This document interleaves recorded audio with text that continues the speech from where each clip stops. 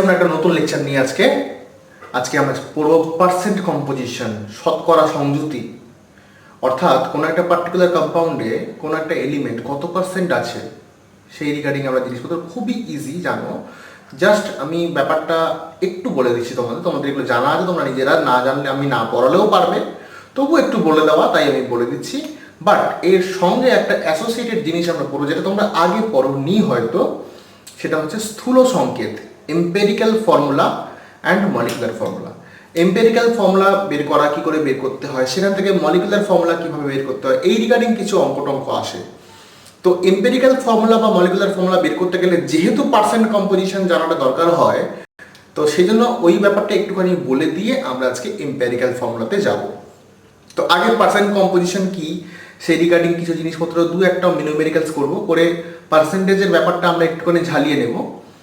তারপর সেটার উপর বেস করে আমরা যাব এম্পেরিক্যাল ফর্মুলাতে। তো আজকের লেকচারটা আমি পুরোপুরি ফোকাস করছি এম্পেরিক্যাল ফর্মুলা অ্যান্ড মলিকুলার ফর্মুলার উপরে, এবং সেই empirical formula and molecular formula অর্থাৎ স্থূল সংকেত এবং আণবিক সংকেত এই ব্যাপারটা বুঝতে গেলে যতটুকু পার্সেন্ট কম্পোজিশনের আইডিয়া দরকার সেটুকু আমরা আগে ডিসকাস করব। কেমন? চলো কনসেন্ট্রেট করা যাক। হেডিং হচ্ছে percent composition and empirical formula and molecular formula. তো what does it mean? Percent composition মানে কি? বাংলা হচ্ছে শতকরা সংযুতি। শতকরা, sorry, my handwriting is very very good and that is why I have to wipe out this. শতকরা সংযুতি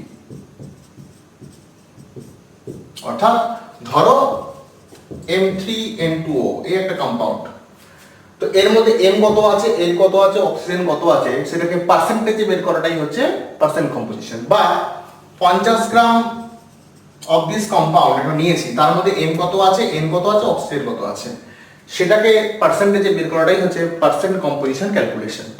তো যাই হোক, ভেরি ইজি। এখানে সেরকম কিছু আহামরি ফর্মুলা বলার দরকার নেই বা দরকার লাগবেও না, তোমরা নর্মাল কনসেপ্টে এই জিনিসটা করতে পারবে।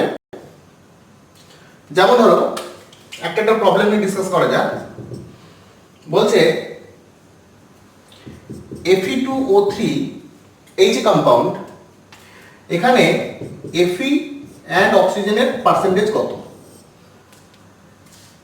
Fe2O3 কম্পাউন্ডের মলিকিউলটার মধ্যে Fe এবং অক্সিজেনের, Fe অ্যান্ড অক্সিজেন এর পার্সেন্টেজ কত বের করতে হবে। তো Fe এর মলিকুলার ওয়েট আমরা কত জানি? 55.8 বা কেউ 56ও বলতে পারো, নিয়ারলি 56 ধরে নিতে পারো এটাকে। আর অক্সিজেন তো 16 তোমরা জানোই এটা। তো সেটা হিসাবে আমাকে বের করতে হবে যে Fe2O3 তে Fe কত আছে। তো আমাকে কি করতে হবে? Fe2O3 তে Fe কতটা আছে জানতে গেলে Fe2O3 টার পরিমাণটা জানতে হবে, তার ওয়েটটা কত, তার মলিকুলার ওয়েটটা কত। তো Fe2O3 ওয়েট কত হবে? 2 × 55.8 প্লাস 16 × 3, এটা কত আসছে তোমার? 159.7 গ্রাম। তাহলে এই 159.7 গ্রামের মধ্যে আয়রন কত আছে? পার্সেন্টেজ অফ আয়রন কত আছে? আয়রন না, আয়রন আছে দুটো, টোটাল এতটা ওয়েটের মধ্যে আয়রন কত আছে? দুটো আছে। তাহলে 2 × এক একটা আয়রনের ওজন হচ্ছে 55.8 আউট অফ 159.7 × 100 করে দিলে পার্সেন্টেজে চলে আসবে। এটা করো, কত আসছে দেখো? 69.94% আসবে। তাহলে percent oxygen very easy. Oxygen কটা আছে? 3টে আছে। তাহলে 3 × 16, প্রত্যেকটার ওজন 16 করে, আউট অফ 159.7 × 100 করে দিতে হবে পার্সেন্টেজের জন্য। তাহলে কত আসবে এটা? 30.06%। Very easy. আরো একটা দেখা যাক, দেখেই আমরা এম্পেরিক্যাল ফর্মুলাতে চলে যাব। জাস্ট এম্পেরিক্যাল ফর্মুলা করতে গেলে এই জিনিসগুলো করতে হয় বলে একটু আলোচনা করে নিচ্ছি।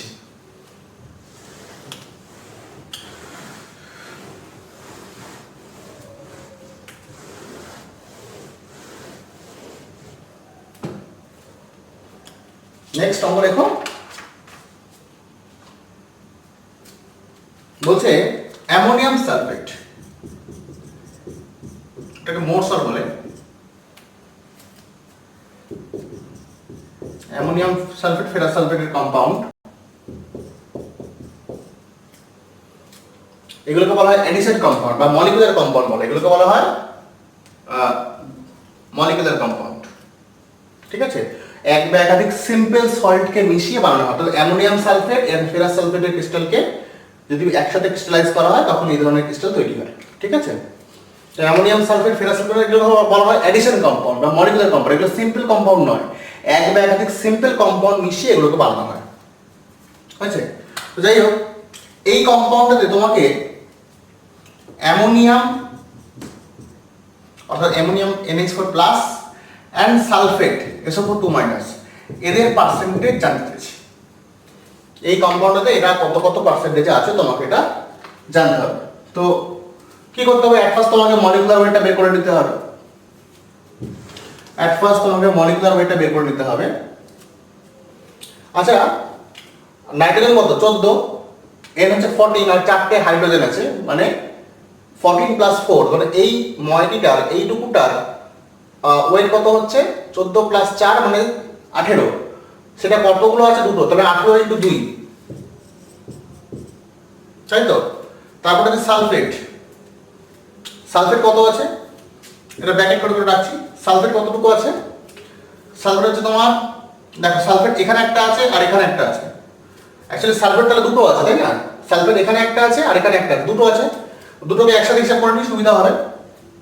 তাহলে অ্যাকচুয়ালি সালফার দুটো, তার মানে 32 ইন্টু 2, আর অক্সিজেন 4 আর 4 8টা। এটাও আছে আমাকে, যেহেতু অ্যামোনিয়া মানে NH4 আর সালফেট কতগুলো জানতে চেয়েছে, তাহলে আমি এভাবে গ্রুপিং করছি, অ্যাকচুয়ালি বুঝতে সুবিধা হবে। আর তাহলে তুমি পরপর পরপর সবার ওয়েট আলাদা করে ক্যালকুলেট করতে পারো, মানে একটা একটা করে সবগুলোর ওয়েট যুক্ত করতে পারো, একই ব্যাপার। ঠিক আছে, তাহলে সালফার 32 যেহেতু দুটো আছে তার ইন্টু 2 প্লাস অক্সিজেন 4 আর 4 এখানে 8টা, তার মানে 8 ইন্টু 16 প্লাস হচ্ছে তোমার আয়রনটা 56 বা 58 5.8, আমি 56 নিলাম। তারপরে আছে 6টা জল, তাহলে প্রত্যেকটা জলের ওজন হচ্ছে 18 করে, H2 তে 18 হয়, হাইড্রোজেন 2 আর অক্সিজেন 16, মানে 6 ইন্টু 18। এটা হিসাব করো, হিসাব করে দেখো কত আসছে? 392 গ্রাম। 392 গ্রাম। তাহলে পার্সেন্টেজ অফ অ্যামোনিয়া কত আছে? মানে অ্যামোনিয়াম নয়, অ্যামোনিয়াম আয়ন কত আছে? না, অ্যামোনিয়াম কত দেখতে পাচ্ছ? 18 দুগুণে 36, মানে 36 আছে আউট অফ 392 ইন্টু 100, যেটা হবে সেটা অ্যান্সার। নিজেরা করে নাও এটা। আর পার্সেন্টেজ অফ সালফেট কত আছে? কত আছে? সালফেট মোট হচ্ছে এতগুলো, 32 ইন্টু 2 মানে হচ্ছে তোমার এদিকে হচ্ছে 64,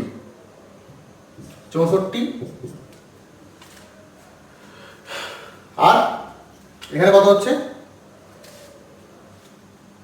94, তাই তো? না সরি, 80 আর 48 মানে 128।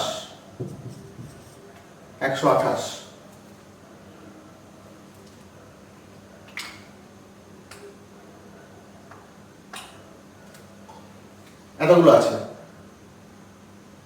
তাই তো? না, কোথাটা ভুল হচ্ছে? এটা হিসাব কত হচ্ছে দেখি, 128 প্লাস 64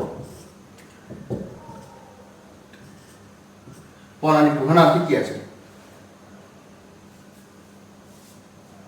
192। হ্যাঁ ঠিকই আছে, 192 আউট অফ 392 ইন্টু 100। তাহলে এটা কত হচ্ছে পার্সেন্টেজ হিসাব করে দেখো, তো তোমার নিজেরা হিসাব করে নেবে এটা। ঠিক আছে, নেক্সট আর একটা অঙ্ক যাই, বুঝতে পারবে এটা? ওকে, নেক্সট আর একটা লেখো।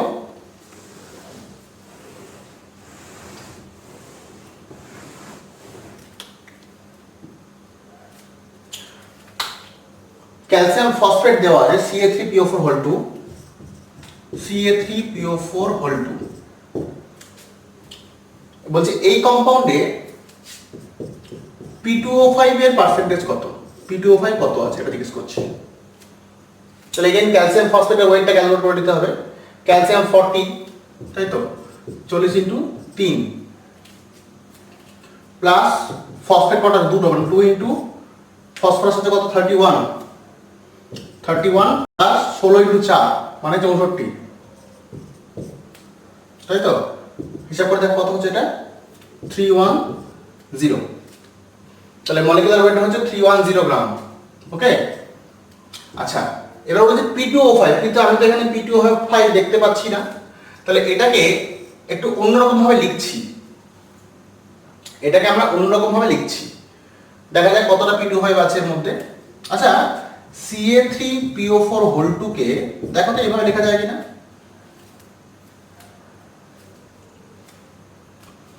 PO4 কে কিভাবে লেখা যায়, এভাবে লেখা যায় কি 3CaO.P2O5 এভাবে লেখা যেতে পারে। ক্যালসিয়াম তিনটে লিখেছি, আর P2O5 চার করে 8টা হয় হচ্ছে অক্সিজেন, চার 8টা হচ্ছে, 8টার মধ্যে 3টেকে আমি এখানে ঢুকিয়ে দিয়েছি, টোটাল তো 8টা অক্সিজেন। দেখো খেয়াল করে দেখো Ca3PO4 ফসফরাস কটা দুটো, তাহলে P2O5 এর জন্য P2 এখানে রেখেছি, দুটো ফসফরাস রেখেছি, আর O5 মানে 5টা অক্সিজেন লাগবে, তাহলে এখানে 4 করে 8টা অক্সিজেন, 8টার মধ্যে 3টেকে এখানে ঢুকিয়ে দিয়েছি ক্যালসিয়ামের সঙ্গে, 3CaO করে দিয়েছি, তাহলে বাকি থাকে 5টা, তাহলে 5টা এখানে, বোঝা গেছে? তাহলে এইভাবে লিখতে পারি তো জিনিসটাকে।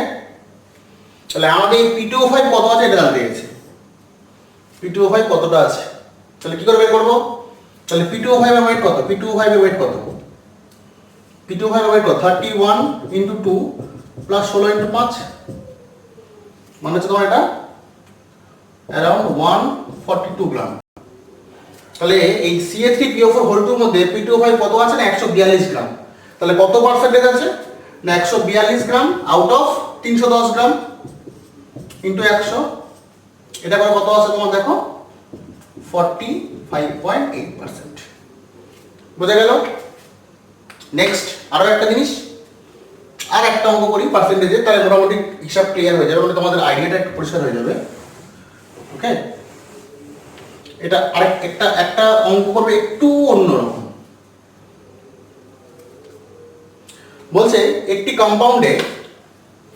একটা কম্পাউন্ডে 28% নাইট্রোজেন আছে, তোমরা লিখে নাও, আমি বাংলাতে বলে দিচ্ছি, ইংরেজিতে বলে দিচ্ছি, লিখবে। আমি আগে এটা বলে দিই, তারপর বলে দিচ্ছি, তোমাদের প্রশ্নটা তোমরা লিখে দেবে, আমি আর লিখছি না। বলছে একটা কম্পাউন্ডে 28% নাইট্রোজেন আছে আর 72% মেটাল আছে, মেটাল যে কোনো মেটাল, এম হতে পারে, আমি ধরে নিচ্ছি যে কোনো মেটাল এম।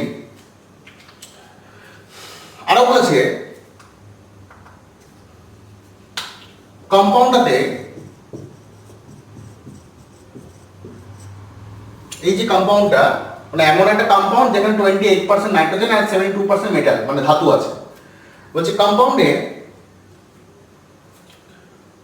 ধাতুর 3টে পরমাণু মানে 3 atom of metal, 3 atom of metal এবং দুটো nitrogen, 2 atom of nitrogen is present. কি বললাম বুঝতে পারছো? তোমার লিখে নাও, কলমে বলে লিখে নাও। আগে আমি ইংরেজিতে বলছি, দেখো in a compound there are 28% nitrogen and 72% metal is present. The formula of the compound there are 3 atom of metal and 2 atom of nitrogen is present. Find out the atomic mass of the metal. যারা বাংলা লিখে নাও একটি যৌগে 28% nitrogen এবং 72% ধাতু রয়েছে। যৌগটির সংকেতে ধাতুর 3টি পরমাণু 2টি নাইট্রোজেন পরমাণুর সঙ্গে যুক্ত রয়েছে। সুতরাং ধাতুটির পারমাণবিক ওজন কত? বাংলাতেও বলে দিলাম। যাই হোক, তাহলে যেহেতু বলেছে তাহলে আমরা একটা সলিউশনে চলে যাই। অ্যাজ পার দ্য প্রবলেম কি বলেছে 3 অ্যাটম অফ মেটাল, তাহলে মেটাল কটা আছে 3টে, 2 অ্যাটম অফ নাইট্রোজেনের সঙ্গে কম্পাউন্ড যুক্ত হয়েছে, তাই তো বলেছে। তো কম্পাউন্ডের ফর্মুলাটা রাফলি এরকমই হবে, তাই তো বলেছে 3 atom of metal and 2 atom of nitrogen. তো এটার ওয়েট আমাকে বের করতে হবে। তো ধরে নিচ্ছি let atomic mass of m is equal to a gram per mole. তাহলে আমি কি ধরছি, ধরে নিচ্ছি এর মাস হচ্ছে a। তাহলে মলিকুলার ওয়েট কত হবে, মলিকুলার ওয়েট অফ a কত, মলিকুলার ওয়েট কত হবে, এর মলিকুলার ওয়েট কত হবে, এর মাস হচ্ছে a গ্রাম করে। তাহলে 3a প্লাস 14 ইনটু 2 মানে 3a প্লাস 28 হচ্ছে এর মলিকুলার ওয়েট। ওকে, তাহলে পার্সেন্টেজ অফ মেটাল কত, পার্সেন্টেজ অফ মেটাল, মেটাল আছে 3a gram out of 3a plus 28, তাই তো? এটাকে ইনটু 100 করলে কত আসবে, কত পার্সেন্টেজ বলেছে মেটাল 72%, মানে এটা পার্সেন্ট করলে তোমার 72 আসবে। তাহলে এটাকে সলভ করো, এটা সলভ করলে তোমার a ইজ ইকুয়াল টু বেরিয়ে আসবে। ইজি, বুঝতে পারলাম? ক্লিয়ার? চলো এরপর খুব ইম্পর্টেন্ট টপিক আমরা যাচ্ছি, সেটা হচ্ছে স্থূল সংকেত এবং আণবিক সংকেত, empirical formula and molecular formula. Heading করো empirical formula and molecular formula, স্থূল সংকেত। তাহলে আলোচ্য বিষয়টা কি এখন আমার কাছে আলোচ্য বিষয় হচ্ছে আণবিক ওজন, আণবিক সংকেত এবং স্থূল সংকেত। আণবিক সংকেতটাকে আমরা বলছি তোমার ফর্মুলা, মলিকুলার ফর্মুলা, আর স্থূল সংকেতকে বলা হয় এম্পিরিক্যাল ফর্মুলা। এখন ফর্মুলা ব্যাপারটা কি, ফর্মুলাটা অ্যাকচুয়ালি কি, ফর্মুলা বলতে তোমরা কি বোঝো? বলছে formula is the symbolic representation of A molecule. একটা অণুকে বেশ কিছু চিহ্নের মাধ্যমে আমরা প্রকাশ করি। এর মাধ্যমে কি বোঝা যায়? Indicates the composition. ধরো একটা এক্সাম্পল নিয়েই বলি তোমাকে। ধরো আমি তোমাকে বললাম H2SO4, এটাকে আমরা ফর্মুলা বলছি। কেন? এই মলিকিউলটার H2SO4 এর একটা অণুকে তুমি বুঝতে পারছো এইরকম একটা সাংকেতিক প্রকাশের মাধ্যমে। সেই জন্যই বলছে it's a symbolic representation of molecule. Formula হচ্ছে সিম্বলিক, মানে মলিকুলার ফর্মুলা কি, সিম্বলিক রিপ্রেজেন্টেশন, অর্থাৎ কিছু সিম্বলের মাধ্যমে রিপ্রেজেন্ট করা হয় একটা অণুকে, একটা মলিকিউলকে। এবং এই ফর্মুলা থেকে আর কি জানা যায়? এই ফর্মুলা তোমাকে ডিফারেন্ট এলিমেন্টের কম্পোজিশন, অর্থাৎ এটা এই যে একটা অণু কি কি অ্যাটম দিয়ে তৈরি হয়েছে, কি কি এলিমেন্ট দিয়ে তৈরি হয়েছে, সেটা তোমাকে প্রকাশ করে হচ্ছে ফর্মুলা। ফর্মুলা তোমাকে এক্স্যাক্ট কত নাম্বার বা কতগুলো করে এলিমেন্ট আছে সেই সম্বন্ধে তোমাকে প্রকৃত ধারণা দেয়, এক্স্যাক্ট আইডিয়া দেয়। বুঝতে পারলাম? তাই মলিকুলার ফর্মুলা তোমাকে কি করে, ইটস আ সিম্বলিক রিপ্রেজেন্টেশন।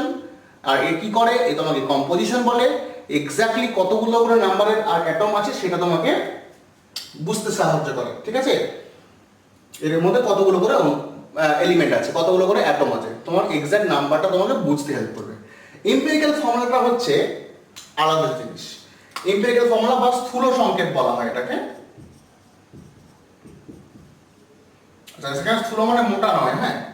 স্থূল সংকেতটা মানে হচ্ছে simple whole number ratio of atoms in a molecule. অর্থাৎ যতগুলো অ্যাটম একটা মলিকিউলের মধ্যে আছে তাদের রেশিও নিলে যে সিম্পল রেশিওটা পাবে, হোল নাম্বার রেশিও অর্থাৎ পূর্ণ সংখ্যা রেশিও, সেটাকেই বলা হয় তার তোমার এম্পিরিক্যাল ফর্মুলা বা এম্পিরিক্যাল ফর্মুলা বা স্থূল সংকেত। যেমন ধরো একটা এক্সাম্পল নিয়ে বলা যায়, ধরো বেনজিনকে আমরা C6H6 হচ্ছে তার বেনজিনের, এটা হচ্ছে ফর্মুলা। কারণ একটা বেনজিন অণুর মধ্যে 6টা কার্বন এবং 6টা হাইড্রোজেন আছে, এই তথ্যটা পুরোপুরি এইটা দ্বারা প্রকাশিত হয়। তাই এটাকে আমরা বলবো বেনজিনের মলিকুলার ফর্মুলা। বিকজ এখান থেকে আমরা এক্স্যাক্টলি আইডিয়া পাই বেনজিনের একটা মলিকুলে 6টা কার্বন আছে, 6টা হাইড্রোজেন আছে, অর্থাৎ তোমাকে কম্পোজিশন সম্বন্ধে আইডিয়া দিচ্ছে, কতগুলো করে এলিমেন্ট আছে এক্স্যাক্ট আইডিয়া দিচ্ছে, তাই তো। এবং এর মাধ্যমে, এইটার মাধ্যমে আমি একটা বেনজিনের মলিকুলকে রিপ্রেজেন্ট করেছি, সুতরাং এটা একটা molecular formula. But empirical formula বলছে যতগুলো এলিমেন্ট দিয়ে একটা মলিকুল তৈরি হয়েছে সেই এলিমেন্টগুলোর সংখ্যার যদি আমরা একটা রেশিও নিই, সিম্পল রেশিও, সরলতম অনুপাত যদি নিই, তাহলে যেটা পাবো সেটা হচ্ছে তার এম্পিরিক্যাল ফর্মুলা। অর্থাৎ অ্যাটম কটা কটা আছে, ছটা ছটা, তাহলে 6:6, সিম্পলিফাই করলে আসবে 1:1, অর্থাৎ 1:1 হচ্ছে তোমার এর সিম্পল রেশিও, অর্থাৎ এর এম্পিরিক্যাল ফর্মুলা হচ্ছে CH, এম্পিরিক্যাল ফর্মুলা হচ্ছে CH। তাহলে এম্পিরিক্যাল ফর্মুলা তোমাকে এক্সাক্ট আইডিয়া দেয় না যে কতগুলো কার্বন আছে কতগুলো হাইড্রোজেন আছে, এটা জাস্ট একটা সিম্পল রেশিও, অর্থাৎ যতগুলো এক্স্যাক্টলি থাকার কথা সেই রেশিওগুলোকে সিম্পলিফাই করলে একদম যে সরলতম মান তুমি পাবে, সব থেকে ক্ষুদ্রতম মান যেটা তুমি পাবে, সেটা হচ্ছে তার এম্পিরিক্যাল ফর্মুলা। এম্পিরিক্যাল ফর্মুলা তোমাকে শুধু আইডিয়া দেয় কে কে আছে, কটা করে আছে, সেই আইডিয়া দেয় না। এম্পিরিক্যাল ফর্মুলা জাস্ট তোমাকে আইডিয়া দেয় যে কে কে আছে, কারা কারা আছে, বাট কতটা করে আছে, কতটা তার কম্পোজিশন, সেটা সম্বন্ধে তোমাকে আইডিয়া দেয় না। তাহলে দেখো there is a relation, কি রিলেশন আছে, relation between empirical formula and molecular formula এইটা বলছে মলিকুলার ফর্মুলা ওয়েট, অর্থাৎ মলিকুলার ফর্মুলা ওয়াইজ যদি তুমি ওয়েট ক্যালকুলেট করো, সেটা যা পাবে সেটা is equal to n into n, যে কোনো একটা whole number, n into empirical formula weight. বোঝা যায় ব্যাপারটাকে, এই ব্যাপারটা বোঝা যায়, ফর্মুলাটাকে বোঝা যায়। তাহলে কি বলে, এটা মনে রাখতে হবে তোমাকে, molecular formula weight is equal to n into empirical formula weight. বোঝা যায় কি বলতে চাইছি।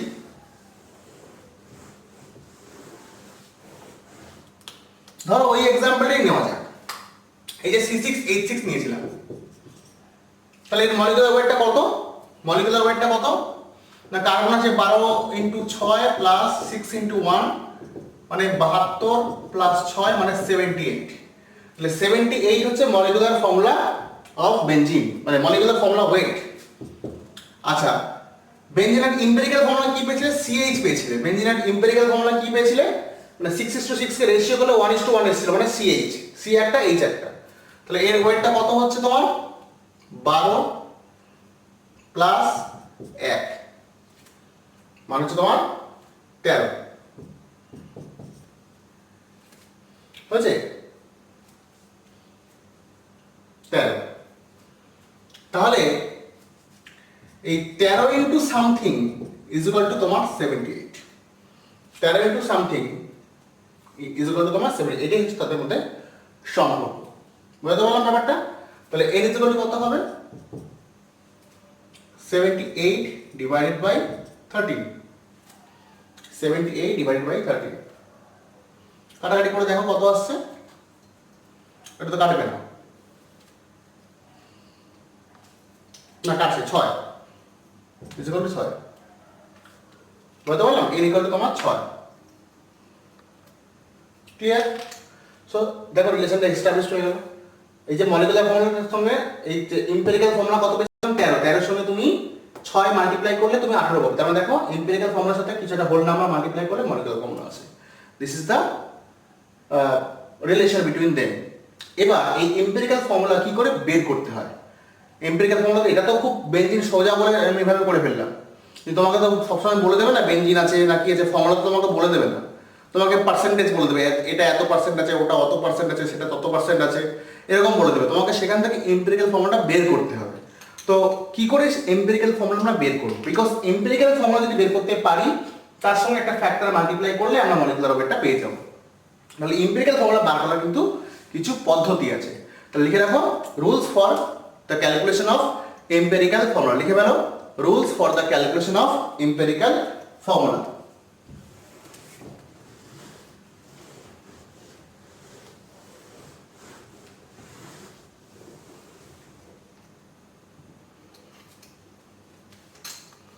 একটা একটা রুলগুলো বলছি, লিখে নেবো, প্রসেসগুলো লিখো। ফার্স্ট বলছে প্রথমে তোমাকে পার্সেন্টেজ বার করতে হবে, তাহলে ফাইন্ড আউট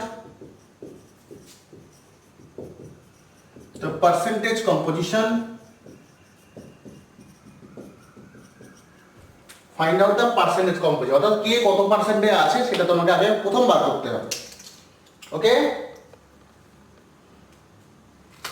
এবার কে কতগুলো করে কত পার্সেন্টেজে আছে সেটা তো আমি বের করে ফেললাম, কিন্তু তারা কতগুলো করে আছে সেটা আমাকে বের করতে হবে। ধরো 78% আছে, কোনো একটা কার্বন আছে 78%, তাহলে 78%-এর মধ্যে কার্বন কতগুলো আছে, কি বললাম বুঝতে পারছো, 72 গ্রাম ধরে নাও কার্বন। তোমাকে আমি বললাম 72% আছে, অর্থাৎ 100 গ্রামের মধ্যে 72 গ্রাম, 72% মানে 72 গ্রাম কার্বন আছে। তাহলে কার্বন কটা আছে?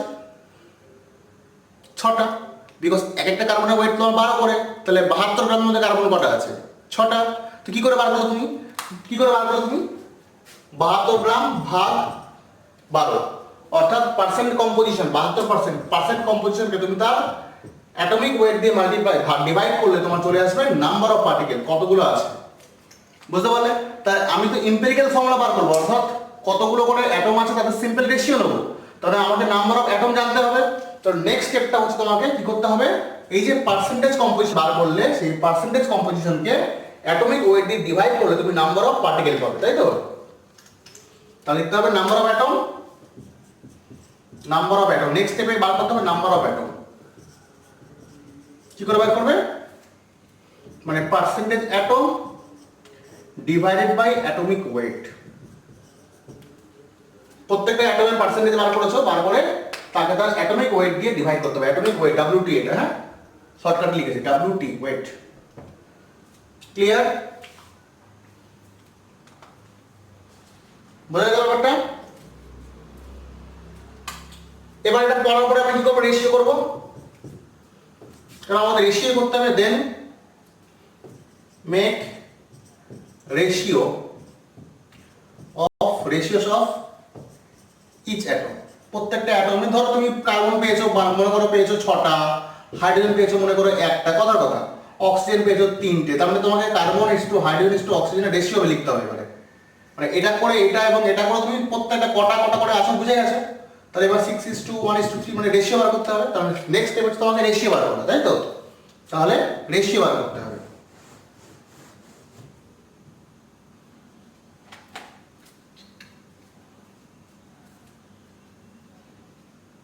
বোঝা গেল ব্যাপারটা?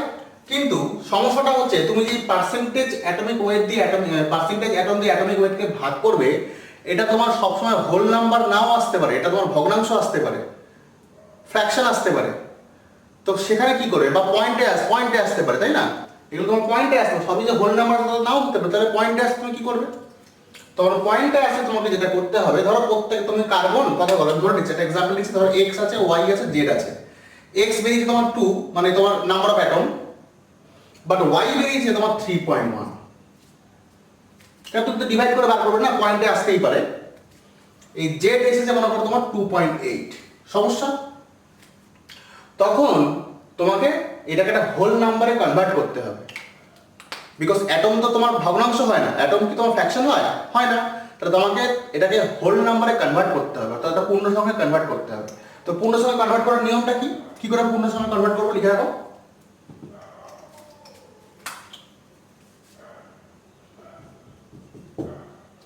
Divide the atomic ratios with the small number।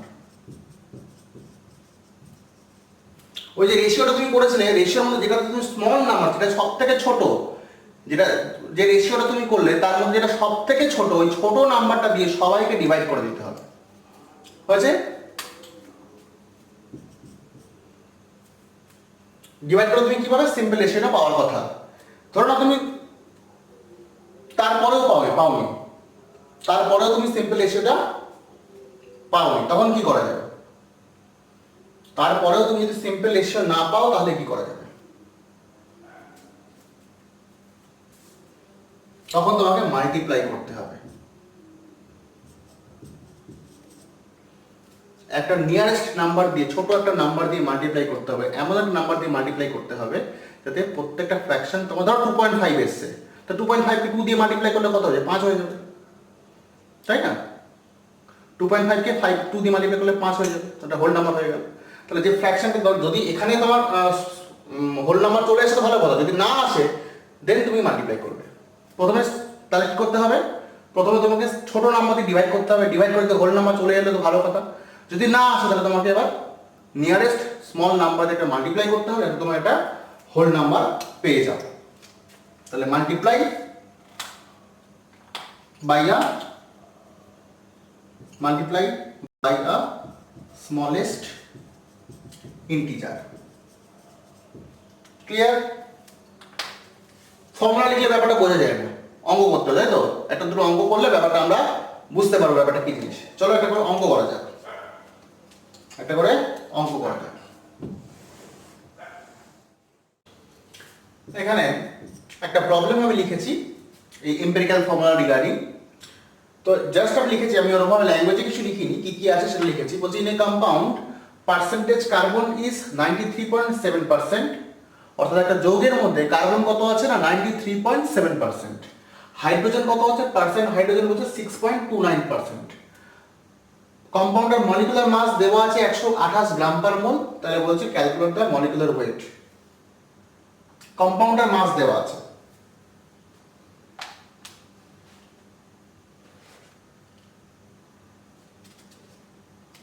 Sorry calculate the molecular formula, ভুল বললাম, ক্যালকুলেট দ্য মলিকুলার ফর্মুলা, ফর্মুলাটা বার করতে হবে তোমাকে, ভুল বললাম, calculate the molecular formula, sorry.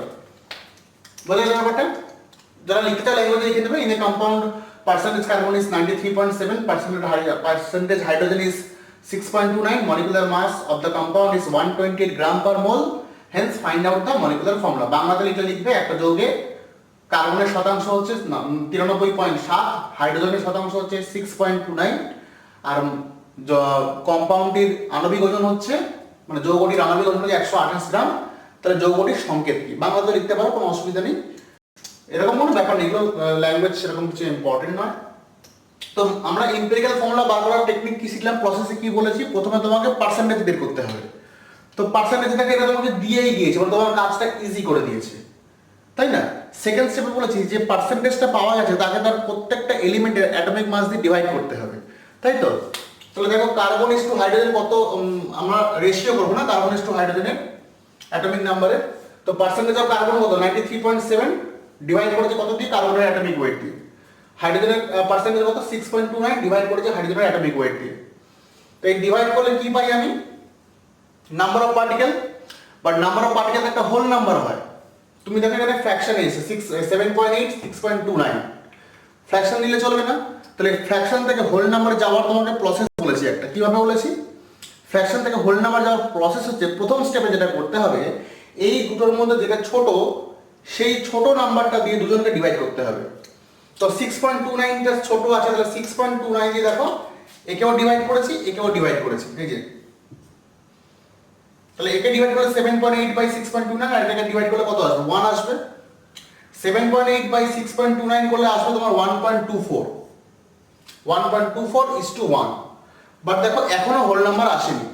আমি কি বলেছিলাম, ডিভাইড করার পরে যদি হোল নাম্বার না আসে তখন একটা নিয়ারেস্ট হোল নাম্বার দিয়ে মাল্টিপ্লাই করতে হবে, smallest whole number positive integer দিয়ে মাল্টিপ্লাই করতে হবে, তাই তো? তাহলে দেখো এটাকে তুমি 4 দিয়ে মাল্টিপ্লাই করতে পারো, একমাত্র এটাকে 4 দিয়ে মাল্টিপ্লাই করলে বোথ সাইডে এটা একটা হোল নাম্বারে আসবে। 4 দিয়ে মাল্টিপ্লাই করলে এটা আসবে তোমার 5, এটা আসবে 4। তাহলে 5:4 হচ্ছে তোমার কার্বন এবং হাইড্রোজেনের অ্যাটমের সিম্পল রেশিও, অর্থাৎ মিনিমাম 5টা কার্বন, মিনিমাম 4টা হাইড্রোজেন আছে। ব্যাপারটা বোঝা গেছে? এটা এম্পিরিক্যাল ফর্মুলা তো বেরিয়ে গেল। তাহলে এটা মুছি,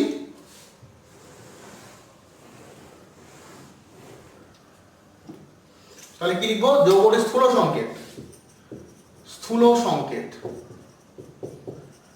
বা এম্পিরিক্যাল ফর্মুলা।